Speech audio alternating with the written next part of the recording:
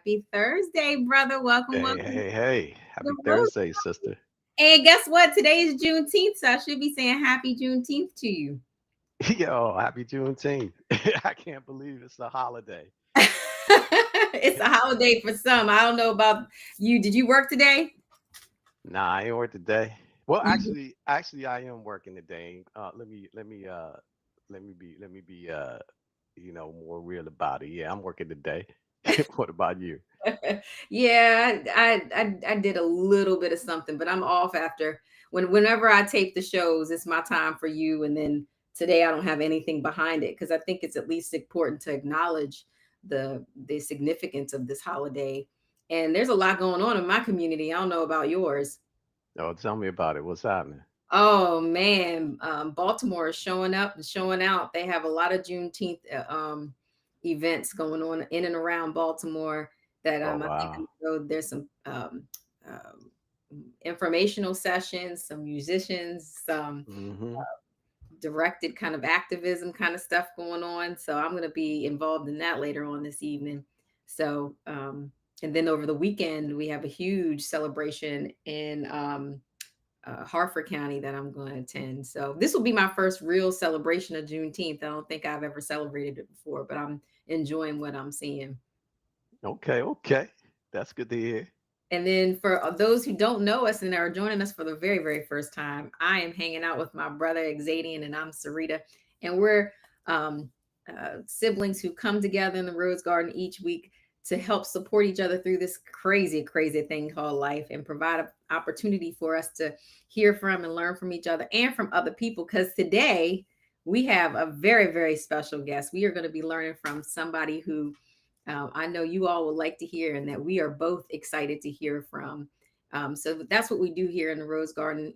Drop your information in the chat, encourage us in the chat as we go on, and we love that you all have joined us today. But brother, I don't think we should wait. I think we Nah, I should. don't think so either. We still got in I think the people need. I think we need to bring the people in. to to Um, to our I think, radiant, magnificent living legend. yeah, yeah, we are Also, joined. Infidisi Tayari Cassell. Greetings, my brother. How are you? Peace and blessings. Greetings. Thank you for welcoming me to the Rose Garden and to a safe space, I was told. And that's something that we all need is to be in an environment where we are safe. And Absolutely. I think, and part of that starts with our own mind and to be safe and secure there first. Absolutely. And uh, some folks may not know it, and you're going to touch on this a little bit before, but we're not even just safe in our mind. When we have you in the Rose Garden, we're going to be safe of our body because I heard you got some special skills that encourages that and that you train others about those skills. So tell us a little bit about those skills that you have so that folks know who we have actually in the Rose Garden. My brother didn't call you a legend for no reason. I appreciate it, and one of one of the things that I always like to tell people is that because of the notoriety that I have received, um, that from the magazines and this and that, I am nowhere near as good as they purport because they're trying to sell magazines. So they use words like exciting and thrilling, and they do all of that to help pump everything up. It's just that while I've never been my teacher's best student, I just found out that I was simply the most photogenic. Um, but also, but also, the one thing that stands out is that um, for me, uh, I think about with how I am supposed to sometimes talk about myself. And I can list all the accolades and all of that. But realistically, right now, I'm more interested in what other people say because of the work that I'm doing. And I'm going to let my legacy and everything be based upon everything that I've been doing. So Well, That's that's a Uh, vast, honest that's answer. a vast, honorable. You have a vast legacy, first of all, and I love your honorable humbleness. But let me just say that Oso is an international Hall of Fame martial artist, and also he is one of the forefathers of Pan African martial arts. And just personally, in terms of the lives that I've seen him touch, he is a giant. He is a giant in the world that he lives in. When I say a giant, it means that he has a whole ecosystem, a world on his shoulders that is supported by all of the seeds that he's planted. So I feel blessed also that you've graced us with your presence and you can share a little bit of the wisdom that you have. But like you said, your legacy is already flourishing.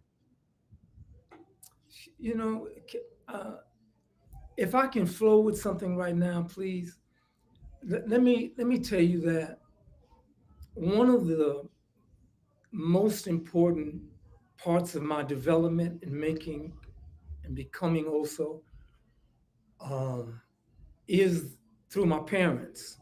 So it was the training of not just martial arts that my father taught me when I was 4 years old, but it was also the my mother's energy and spirit and her wisdom, because she saw something within me because of a ferocity that I had at that young age that my father, I don't believe, saw. He just saw the skill and he saw what was he was developing.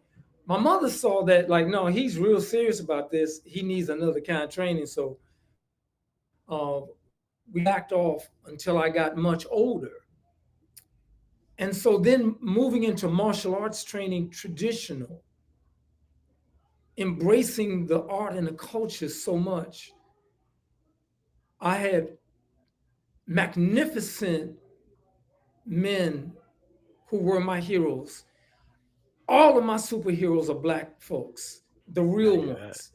And so these martial arts men helped to guide and mold me with the training from my mother and father, uh, that all the success that happens all contributed to following the spirits and the guidance of the ancestors and those people around.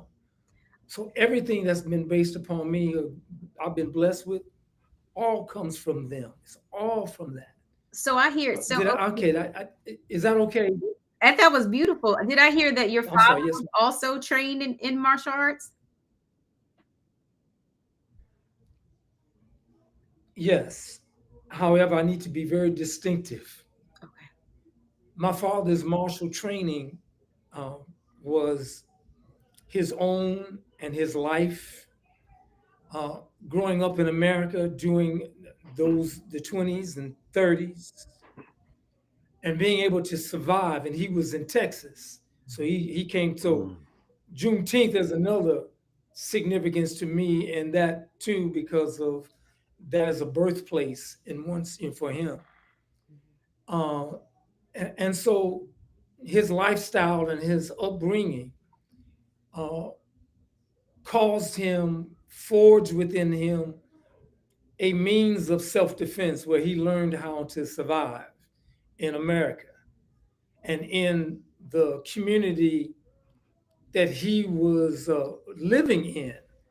And so my father lived a great lifestyle. So he was a man of character and distinction, and he knew his way around cards and dice and pool sticks. And so uh, he was all of this as I'm talking about will be in my book, and I'm hoping that I'm just trying to tell you that he knew how to defend himself when it mattered the most, when your life was on the line. 100. And so part of that was some hand training, um, but my father also had other utensils that he utilized.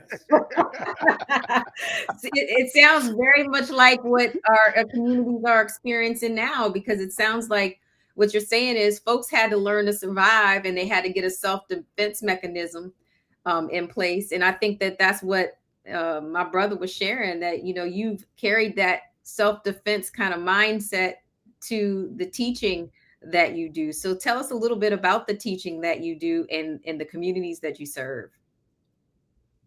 Well, one of the blessed things that I had coming up was martial arts instructors who, and specifically the most impactful instructor in this one segment and category of my life is Nganga Mfundishi Tolona, because he brought me to the other social consciousness of African martial arts, Pan Africanism, and being socially active in the community. The martial arts school provided a safe place for the younger children, teenagers, and young adults to come and congregate, not just for martial arts, but we held dances there, so that because the Chicago Heights neighborhood was an impoverished community. It wasn't flourishing, even though the Ford Motor Company was down the way in East Heights. Um, there were bars, but no places where young children could congregate. Am I making sense to you all? Yeah, So we had absolutely. a spot where they could come in and dance in a safe martial arts atmosphere and environment. We held other community events there, jazz shows, and speakers would come. Uh, I was a part of the tour that Stokely Carmichael did during the South, so bringing the message of Black Power and the movement. I'm getting excited, you all. You're taking me back. Get Um, excited. so, um, and I'm mentioning this because it has been about community involvement. So my classes and what I have done has been an offshoot, a continuation of what I was exposed to as that young teenager, that young adult coming up. Okay, I'm sorry. Did I answer the question, or was there a question, or was I just? Also one thing I think my sister doesn't know all about your illustrious background, but one of the things that I learned about you was that you were, an actual real fighter before there was UFC, and you were representing the like kung fu style of fighting, but you were recognized as kung fu's first combat fighter, and you fought people like Benny the Jet. Uh, I forget the other guy's name. Is it Little John? Or he Soki ain't Little so John little. Davis. Yeah. Yeah, he ain't so little though. But No, a long story short, you better little to me then. Oh, but you got to tell us about those What- fights. What you talking about? Everybody's bigger than me, but I fought everybody. Um, well, uh, let me please finish this last part, sir, because you just took me in that other direction of fighting. But for you, ma'am, the the part about the community involvement and the teaching, as I said, has been an offshoot of that. So I had to become involved Mhm. in other community projects, teaching in the elementary schools here in DC. One of my proudest moments that I can claim is that I taught at Howard University for 25 years. But Wait a minute, wait a minute. What, you didn't teach, the students? Oh, yes, I did. I taught at Harvard University's early learning programs. I taught 3, 4, and 5-year-olds. Wow. And so I was teaching them and from pre-K to kindergarten. And so for those 20 plus years, um, uh, I have these children who were touched by African martial arts and and who got an opportunity uh, to just be a part of a tradition of African culture and learning. And so, that's something that I'm extremely proud of. Working in the prison system was connected to still bringing African culture and the wisdom from that of our heritage. Oh, So that's I think I covered that. oh, Yeah, that's no doubt. special. So you've been a part of the community. You were reaching them in the schools, in the prisons, in the community, wherever we were, you were there. Um, and because, oh no, there's going to be a segment later that I'll bring up and I'll talk about. Now you gotta take us to the fighting, because I, even though it sounds like you're very much someone who or maybe you can kind of clarify us, how do you train this tradition that you're talking about, that how does it balance both, I guess, conflict resolution skills and then being able to defensively defend yourself, and I guess in a way that's brutal and can back somebody off of you. So how do you combine this? It seems like there's an intricate art that you bring to this. That was very nice the way that you expressed it. You have got a lot of that fighter instinct in you with a lot of finesse the way you pull that off. Um, I see what you mean, sir. I got you now. Thank you. Well, you already know what she was saying that she can't do Yes. publicly.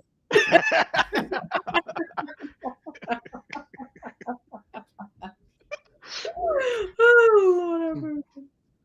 Oh, okay. Well, one of the uh, one of the things that was important for me coming up uh, in the '60s, of course, late '50s and '60s, was understanding who I was with my parents and the social structure. Um, Self defense is important because it's always about awareness, um, and how. Okay, I'm an Aquarian, and so my energy and my mind and the airflows, I have thoughts that happen so rapidly and quickly, and so I want to make sure that I get them all in. Okay, You're doing a good um, job. Yeah. because we have to be aware of self-defense. And so here's something that comes to my mind, and that is how often we've had to, in the importance of Black men, fathers, Black women, mothers, for their children when they have to have the talk to their young male child and the female child as well, and the talk about how they have to be aware of themselves and the people around them, and Right. what happens when the police stop them, and all of those things, that we have to have the talk with our children. And so self-defense is going to always be on my mind. And so the physical learning of it through my teachers and that awareness of like, okay, you got to fight. I was an experiment in my first teacher's school because I was the first child as a young kid coming into a school. He only taught adults. Mm. So when you're teaching a class that is supposed to be about self-defense and brutal, as you mentioned, ma'am, your word, it can be. Um, how do you gear that down for a child Yeah, so that you don't create a bully? right. That's important as well. And so I had under Grandmaster James A. Jones Jr., my first teacher, he was able to make sure that the classes and the instruction and material were transferred to me. I was able to execute them properly with the kind of strength that a child would have amongst adult men. And those adult men had to balance off their energies toward me as well. But they pushed me. And Mm. Mm. so I came up under men punching and kicking me hard, not enough to abuse me, but enough to train me so that I would not be scared when somebody else came along. And so it's never been about fear, it's about understanding principles and techniques.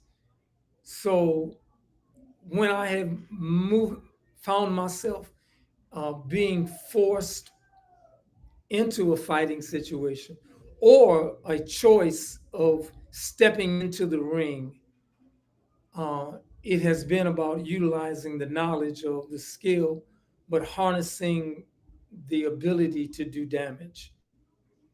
Did I I love say that in You a did a way? beautiful job. So basically, you know how to kick people's butts on purpose, and you know when to do it, right? You Well, have the you level know, of discernment.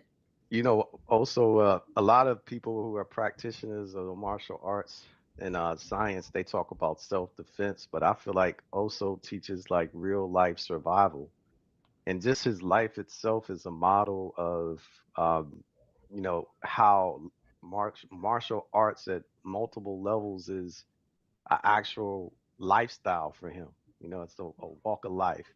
And I think that it's interesting because the the art for Oso is taking him to lots of magnificent places. I remember he had a video where he was performing in front of Minister Louis Farrakhan. All of these martial arts tournaments like the Capital Classic and all that stuff. Also, is a co-founder on, and he doesn't really get the flowers and the recognition that I think that he deserves because of his pioneering, trailblazing, leading the way, specifically in the Pan African martial arts realm. Because most of the people respect and they uplift the Chinese, or Asian martial arts, Korean, Chinese, Japanese, whatever. But because Oso has been, a masterful practitioner of Pan African martial arts, which, has a lot to do with, the underlying rhythm and stuff like that. It's been said about him. We talking about the man, first, his upbringing, what got him interested into it and all that. Now I'm about to talk about the myth of him, right? Right, which is what he could do, you know, as a martial arts. What the challenge is being able to input that into someone else so that they could do it. But his reputation that I've heard is the things he could do only he can do. Uh-oh, he can't. You can't teach folks how to do it. You that special? That's I don't know. For those who are real lovers of the martial arts, we used to like to watch these like kung fu movies on Saturday or whatever. They used to come on the free TV channels, right? But there was this classic one called the Five Deadly Venoms. You know what I mean? And the Five Deadly Venoms is like the I know it's the snake, the damn, I forget which ones they were now, like centipedes or Dragon whatever. and But also style. He every time I think about him, he remind me of like the Five Deadly Venoms because he is truly one of a kind. His his ground fighting game is different from what you would see now, what people believe is like ground fighting, which is the jujitsu and Brazilian jiu-jitsu and stuff like that. He is a striker from the ground, you know. His and also, he is a teacher of other grandmasters. I've seen him, uh, you know, watching. instructing, coaching, other masters as they're perfecting their craft. And he's just pointing out things like, multiple attackers, for example. And he's like, yeah, you're doing that right, but what about this this other guy? You got to deal with that. You just put these elements into it. But in terms of fluid movement, I've never seen anything as poetic and graceful as also has been. But you put that into the fact that he was actually putting that to the test, which a lot of martial artists don't do. He Mhm. was in combat, physical combat, like he said, with people much bigger than him, like before the UFC, with different arts, different styles or whatever he was representing his style that he perfected, and banging, you know, bang with it. So he's a real champion. I mean, like one of his businesses is called Champion Spirit, Mm. which I feel like he embodies that personally. And then What is that for business, Oso?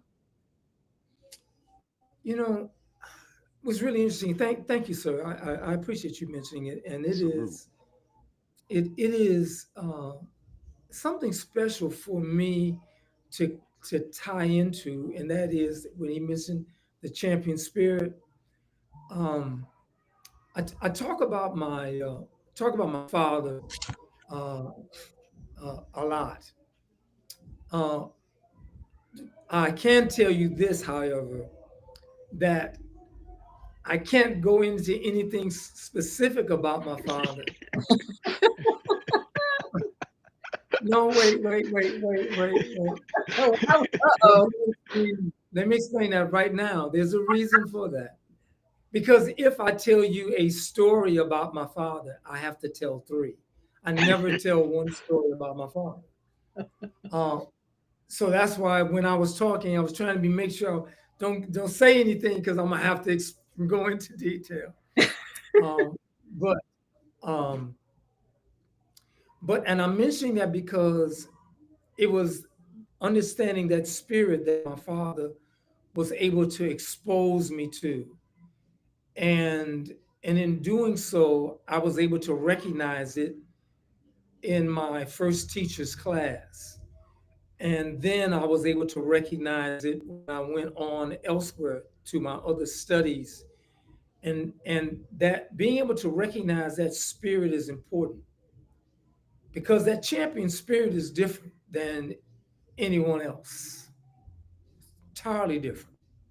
They're contenders, they're other people that train and do things. Champion is entirely different. What's Entirely different. different about the champion spirit And than the contender spirit? because the champion goes much further. The champion follows through. A champion, the fact that the greatest heavyweight champion of all time, you know who that is. Muhammad Ali. You know who that is. This is somebody who said at 12 years old, he said, I'm going to be the heavyweight champion of the world. How can a 12-year-old think that he's even going to grow up to be 200 and something pounds when you're only 75 pounds at that age then? Right, How right. can you think that? And then to say you're going to be better than everyone else, but to be able to tune into that within him and then to have that spirit come out and then him do it, that's something that separates. So you can recognize the champion spirit. You can recognize that. And so it's something inside, it's inert, it changes. You know what it is. So I'm I No gonna love I'm doubt. gonna go I ahead and love that. I love that characteristic because there's a lot of people talk about manifestation as a form of projecting greatness into your life, and it starts with the formulation of the words of your mouth and how you express it. And it also then creates that story map that we follow, because we're all following a story map about ourselves. And if it's a positive one, a prolific one, we can actually do wonderful things with it. But not everybody's story map is the same. And so No. one of the influences then is having a good teacher. And I keep hearing Xadian describe you as the master's teacher. So I guess when I hear that, that means you a great teacher, right? So what attracts you to those students? And then what is it that you want them to take away from your experience, interaction with them?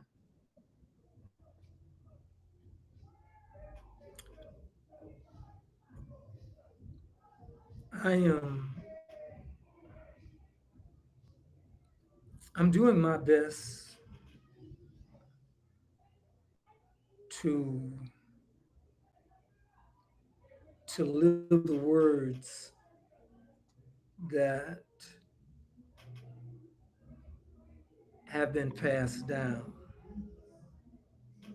from the ancient wisdom of our ancestors, whether it be those that have written it in stone in the Meta Netra on the walls in the pyramids in ancient Egypt, or through uh, the structure of culture and dance and cloth and the wisdom that our ancestors passed,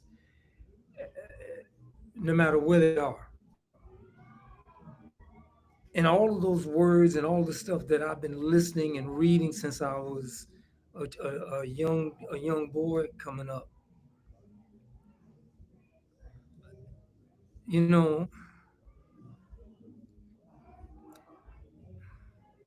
every day, what I've been doing my best to actually do is to say that, you know, may the words that I speak are the truth. May the words that I say be of benefit to others. And may the words that I speak be not ones delivered with intentional harm of maliciousness. So that's a lot for me to try to do every day and to try to remind myself. Because you're only human. No doubt. Well, also, Because I'm sorry, no, you go ahead. I didn't mean to step let on me, you. yeah, no, because I want to make sure that I cover this part, Mhm, um, because I believe in us. mhm, I believe in our ancestors, and but I also believe that right now we are the ones that we have been waiting for. Mm, And I believe we got all the information that's already been passed on. So now it's a question of doing it. mhm. And so I'm trying to make sure that my actions are matching and balancing out. I'm not sure if I've gotten disjointed what I'm saying. Have I? Because No, I it told you my connects. thoughts. You know, It connects also. I understand um, exactly what you're saying. so Because you show it in so your life also. You live it out, so when man. you're asking me about teaching, when you're saying, "Am I teaching?" Part of me is saying, "I'm teaching if you all are listening. I'm ah, teaching if people are paying attention." I hear you. Um, because my dog, I have the Akita Jasmine. Um, she talks. She speaks, and my wife can tell you. My wife and I would tell. She tell you we both heard her talk. Okay. Tell me more. Okay, but one of the things that I found out was that, and my wife and I agreed that she can talk, She just chooses not to use words all the time. Mm. So this dog is communicating, and we know exactly what every animal wants if we're paying attention. Mhm. Mhm. Muhammad Ali was had students. His students were all over the world. He didn't have a classroom where he telling people to jab and to turn and twist and do that. He didn't do that, but he demonstrated it every day. Yeah. He Mm. taught, and so I'm just looking at, the things that I have learned from watching some of the greatest people on earth, Mhm.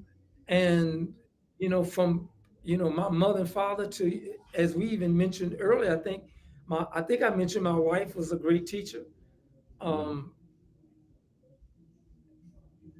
so I'm hoping that my classes, and certain lessons are being transmitted correctly so that it can be transferred, or however way it goes. Come on, you the technology whiz. I know that's right. I get it. Brother, what did you want us to know about Oso? You said Oso is living it. So living, Well, I what is said also lives it out, right? Because you know how I would say, I'm glad he brought up Muhammad Ali, right? Because I feel like uh also and people like Muhammad Ali, they are true champions and they embody a champion spirit in the sense that they also do not compromise, their internal integrity. Mhm. So some people have sold out for the commercial aspect and you know financial gain for certain things. And then in doing that, they'll step on other people's toes and feet to do so, Mhm. right? But also doesn't do that. And in fact, right now, another one of his businesses is Elite Security Services. And from what I perceive of uh, that entity also actually students, has employed students of his. I mean, in the neighborhood of a couple to a few hundred, that he's uh, engaged into securing community hospitals in our neighborhoods, Mhm. and doing it in a way to where this is becoming a precedent. It's kind of a one of its kind type of program. Mhm. Mhm. And I think the seed behind that, from what I heard, everything is a story. Is that in Oso's actions, how I've heard in one of the centers where Oso teaches that people are watching you even when you don't think they are. You know what I mean? So they learning by what you do and what you don't do. Mhm. But at the end of the day, what I see also is that all of the seeds that he's planted, like what like I said, he teaches the art of survival for real. Mhm. What I mean? But that when people have used it and it has actually uh, preserved their lives, that they come back and give also homage and credit for that, right? Mhm. But I see how also's the fruit of his labor, like all of his efforts benefits the people around him. Mm. So he uplifts the folks around him. That's a And beautiful I thing to and hear. I think that, yeah, like he reminds me of Yes. when Ali decided not to go to Vietnam and fight other melanated people, where he felt like I his should. fight was here. And I seen that happen in Oso's lives in many ways. Mhm. And Mhm. he has this thing I heard him say before where it was if you can look up, you can get up, you know. That's right. And honestly, I think about that all the time because that, like he said, he's conscious of the things that he says, but that thing can be applied in many different ways, right? So I look at myself and I examine where I'm at, like you say, like in the realm of the business world, right? Mhm. And then I look and I say, well, there's people above me, right? So I I hear should. Oso's words, well, if you could look up, you could get up, right? So I Right. say, if I can look up and know that there's somebody above me that I can rise to that level then. Right. That's Right. Yeah, right. and I have that drive Absolutely. to do it, you know. Right. Right. Yes, I yes, you appreciate that. do. Yes, you do. I Mhm. appreciate that. Um, uh, you know what was really, oh boy, I'm trying to follow it because Elite is such a magnificent and wonderful organization, company.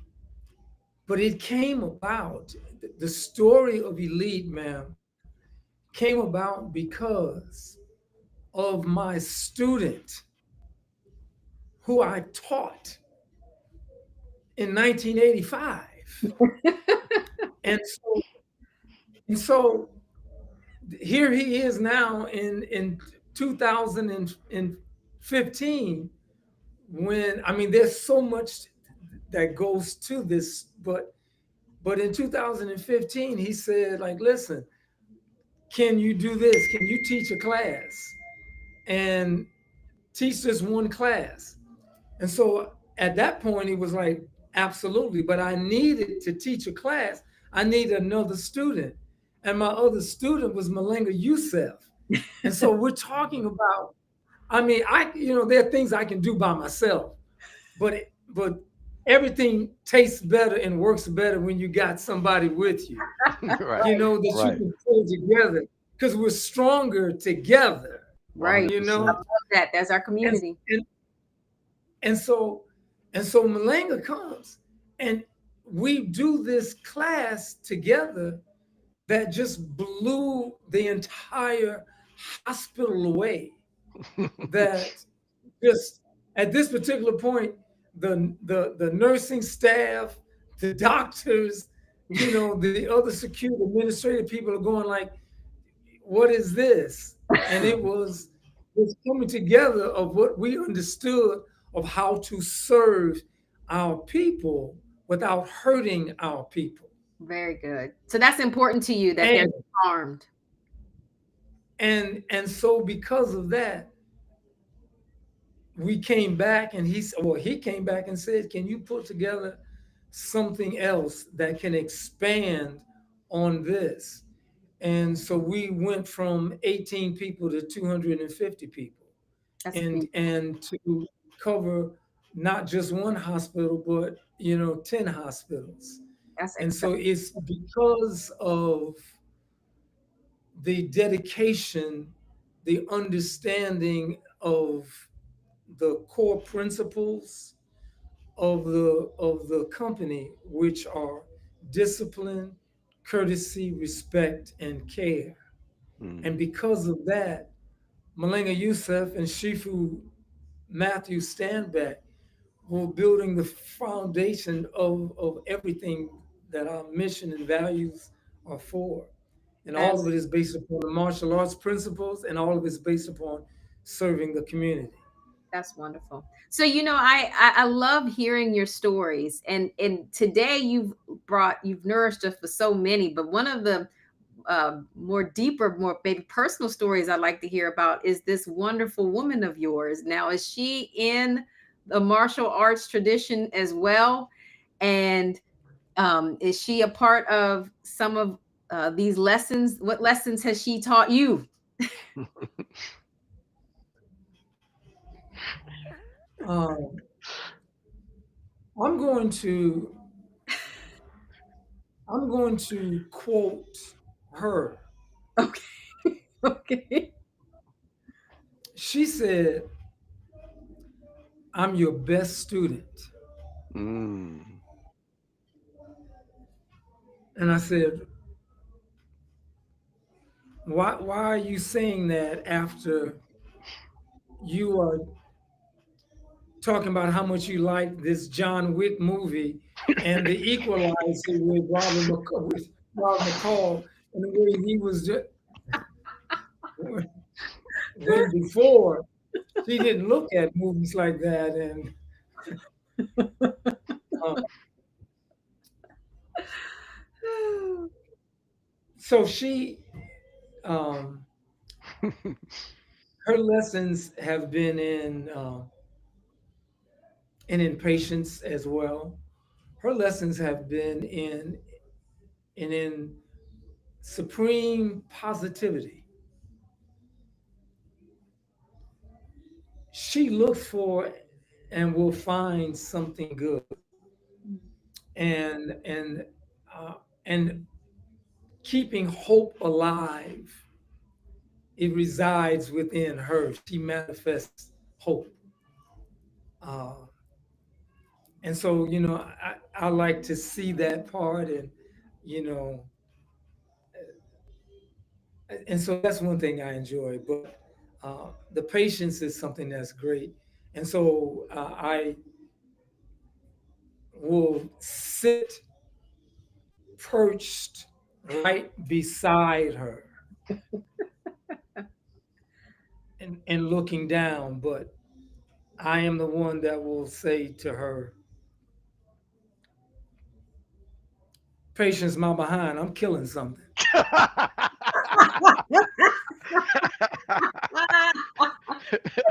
You know what? I don't think this is a better time to transition. Thank you so much for your honesty and candor. And we got that time goes by so fast. We've been in the Rose Garden now 45 minutes. So we always play a game right before we end our show, just so that folks can get to know you better. And it also tests my brother and I's ability to work together. So today, brother, we on the same team. So we get to work together. So uh, uh, Brother Malinga, this is also. Sorry, I lost where I was. Also, You're fine. You're right here. Well, you know where I am. I'm with Malinga Youssef now. Yeah, I'm with Malinga Gale now. Dr. Patrick Lewis. I'm in his office. you're in their space. So I'm really grateful that they allowed me to take this moment in time to do that. So you saw Malinga earlier, and so that's great. No problem. Yeah. So, Brother Oso, it's called Two Truths and a Lie. You have to tell us two truths and one lie. Then, brother, we get to work together to figure it out. And then you Okay. can tell us the stories behind what you shared and see if we can pick out the truth or the lies and the lies. So let's go. So you got to tell us two truths and one lie. And then brother and I are going to work together. And then you're going to tell us the stories behind what you shared. Oh, okay. So I just do a little short statement of the truth. Yeah. Short. So, yeah. Okay. Well, well, they're all easy and they're all true. Something has to be a fib. You have to be a fib. I know that is against your principles. We heard about your principle set. I'm saying that, well, they're all true. I am a professional magician. I'm a professional dancer, and I am a professional. Well, wait a minute. Why does everything have to be professional? That means something to you. Yeah. Wow. This is hard. Well, it's because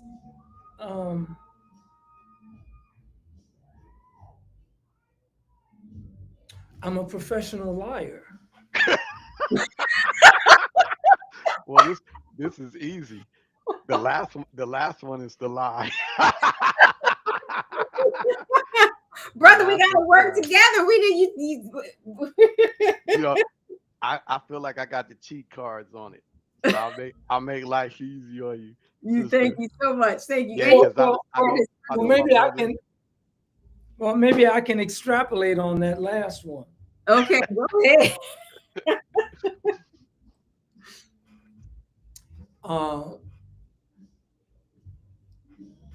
I have been in the place where I had to tell untruths. And in doing so, I got paid.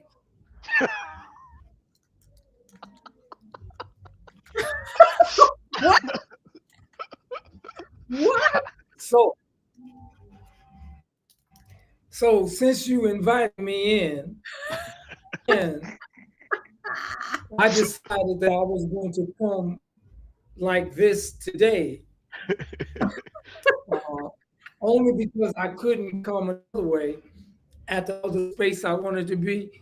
So I'm gonna let you talk amongst yourselves for a moment. I'll be right back.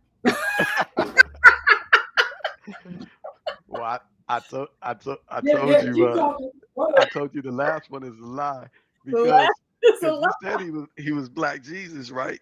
I That's used what you to refer call him to him Black as. Jesus. I mean, if So you you know, saw the pictures he sent for his promo, he's standing and the gates, and the heavens are opening up. I thought, okay, we have Black Jesus well, with us. well, if he's Black Jesus, he cannot tell a lie. Can No, I? but I know my brother is he's a practitioner, skilled and a legitimate, if you know what that is, and Tell us about it. Share it with us. so I think that was the first thing he said. He said he's a professional magician. Hmm. But I seen his work in that area. Okay. And then the second one he said he was a professional. And he's back. I'm sorry, did I come too soon? It was perfect timing. Yeah, perfect timing. Oh, so the He said he was a professional dancer too. And and we I actually believe seen that. him performing that, like, African dance and all of that. Okay, So okay. I knew the last one Well, he had also to be the kind of speaks sham. up for us because he said that a part of his principle he endeavors every day, which I think that's a gift to us all. Like we can all work on that and say that I, endeavor to share words with others that are true. And No doubt. I love the honesty behind how difficult that can be on an everyday basis because I think about things like, how do we tell people the hard things? And people are really struggling with some very hard things, like when someone's harmful, doing something harmful to you, saying something harmful, discriminating against you, being racially biased. How do we confront that?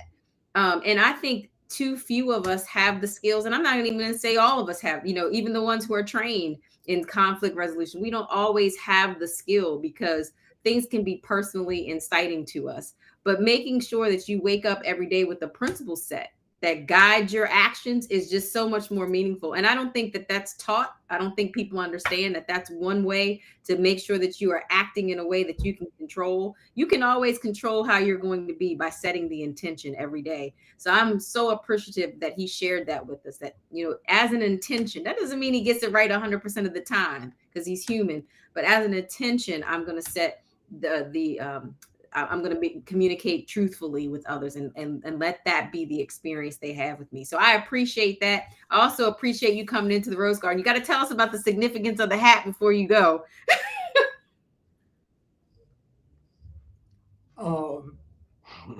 Well, I was hoping that I was going. Oh, so you all have concluded that me being a professional liar is a lie. Oh, were we wrong? Yeah, that was our conclusion. Were we Yeah, that's wrong? our conclusion. Are That's we our right? conclusion.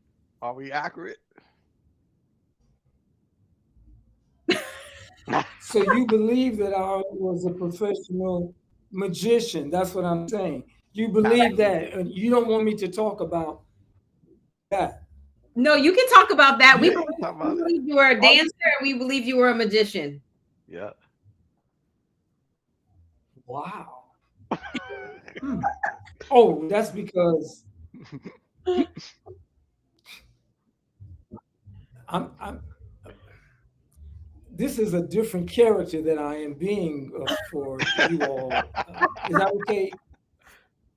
X, is that okay? That's perfectly fine. Absolutely. X, have you seen me like this before? Nah, this is the first time. And this is challenging my Black Jesus perspective of you. Your hands was pointing to the sky. You was in that beautiful garb.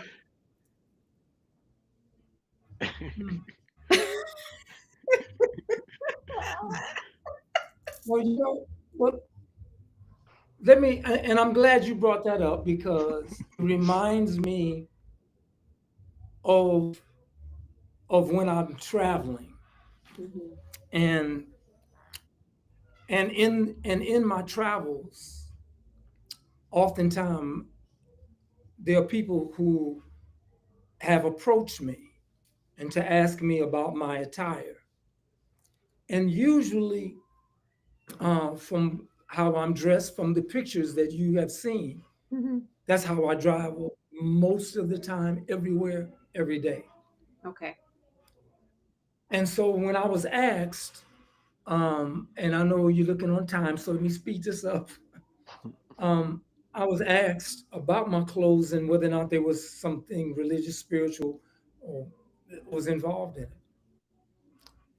And so after this happened, just recently when I was in Arizona, I turned to this gentleman and so I said to him, I wear the indigenous clothes of the people of color from all over the world because I'm connected to people all over the world. Mm. I have also worn the clothing of the people who have oppressed me. Mhm. But this particular one that I'm in now are the ones that are spiritual for me and they are religious to me.